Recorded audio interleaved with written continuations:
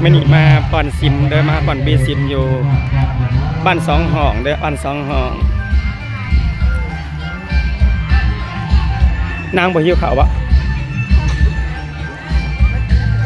วัดบ้านสองห้องเด้ออยู่เด้อบ้านสองห้องมาฮอดเลยเด้อบุญฮอดยอดเกี่ยวเลยเด้อ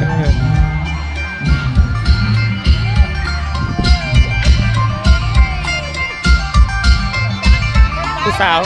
าวบ้านใดเด้งามใดเด้สวัสดีแฟนทองเจอ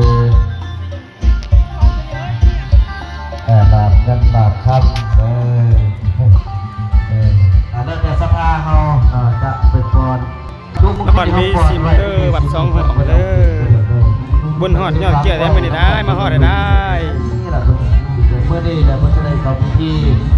ตัดไว้ลูกนี่เป็นเราจะได้บรรจุไว้ทั้งฟักไว้ทั้งพุทธศิมาหลักนี้เอาจากนั้นเสร็จเด้ออยากติดพี่น้องมาบุญสมบุญซาเอาเด้อวัตถุมงคลทั้งเจอไว้กับมาบูชาเลย